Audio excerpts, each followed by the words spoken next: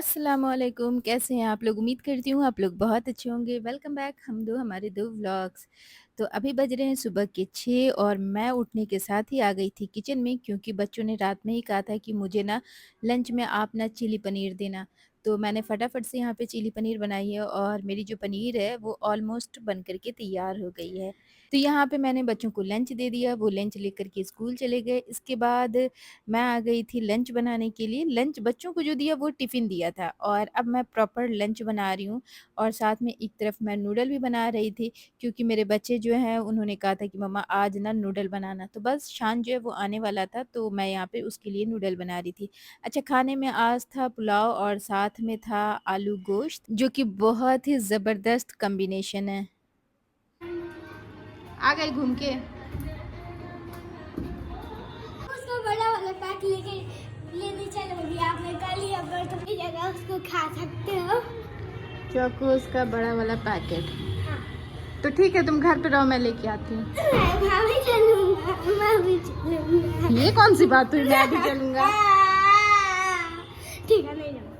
हाँ मैं जा रही हूँ चोकोस लाने। मैं ला देती हूँ। नहीं तुमको नहीं जाना। कितना बड़ा? बड़ा वाला। बड़ा वाला मत लो। क्यों? 10 वाला जो पैक आता है उसमें फायदा है।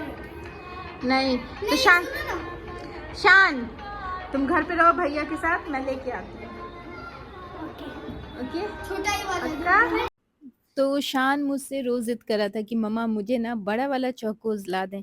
तो एक पैकेट छोटा वाला रखा हुआ था तो फ़िलहाल मैंने उसे ये दे दिया है और वो यहाँ पे अपना चोकोज़ खा रहा है। और शान को ना चोकोज़ बहुत ज़्यादा पसंद है मतलब एक्सट्रीम लेवल पे पसंद है।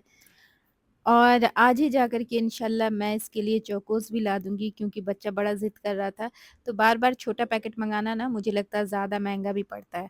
तो ख़ैर यहाँ पे शान जो था वो चोकोज़ खा रहा था और शादमान ने मुझसे कहा कि मम्मा आप ना थोड़ा-सा मेरे लिए हलवा बना दें। तो मैं आ गई थी किचन में और आज मैं देसी घी में सूजी का हलवा बना रही हूँ। अच्छा एक ही साथ मैं 2 काम कर रही थी, यहाँ पे दूध भी बॉयल कर रही थी, एक तरफ मैंने पनीर भी निकाला था और तीसरी तरफ मैं बना रही थी हलवा। तो यहाँ पे घी जो है वो अच्छे से गर्म हो गया था। अच्छा मेरे घर में जो गरम मसाले हैं ना ऑलमोस्ट सारे ख़त्म हो गए हैं और रोज़ सोचती हूँ आज जाऊँगी मार्केट, कल जाऊँगी मार्केट क्योंकि सारे गरम मसाले ख़त्म हो गए।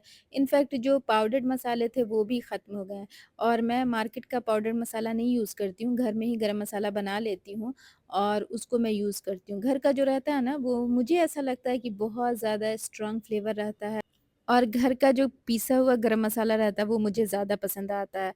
तो ख़ैर आज जा कर के मैं लाऊँगी और इंशाल्लाह मैं घर में ही पाउडर्ड मसाले भी बनाऊँगी।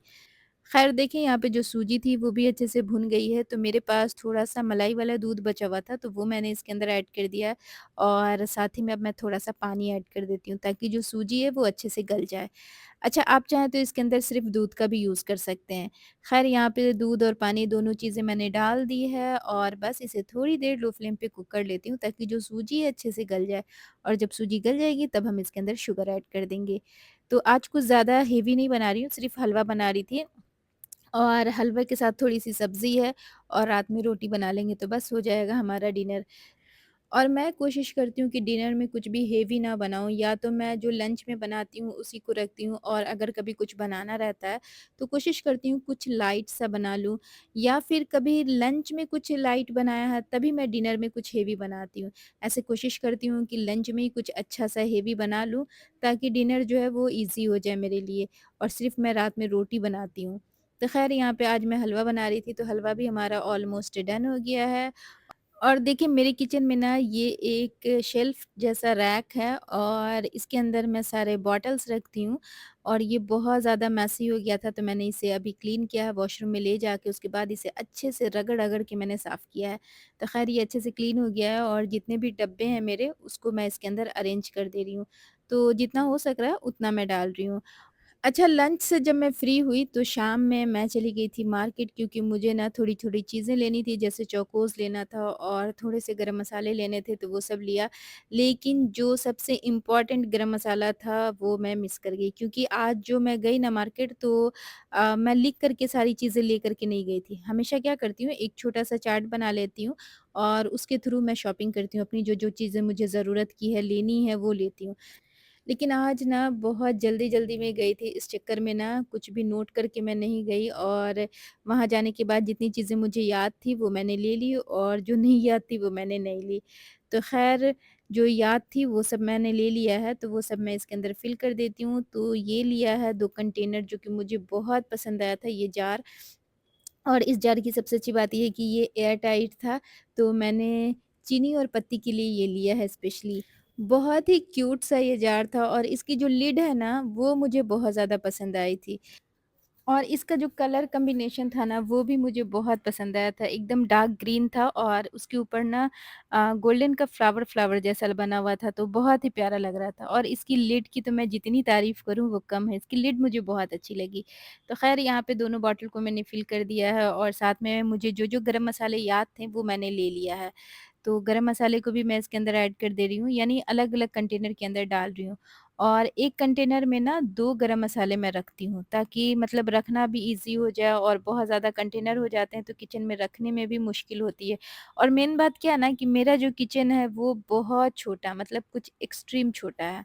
तो ख़ैर मैंने सारे गरम मसाले को ईज़िली अरेंज कर दिया था बॉटल्स के अंदर। अच्छा, सारे गरम मसाले लगभग मैंने ले लिया, लेकिन जो सबसे इम्पोर्टेंट था जावित्री और जायफल मैंने दोनों नहीं लिया। मतलब मिसमाइंड हो गई, याद ही नहीं रहा कि वो भी लेना है।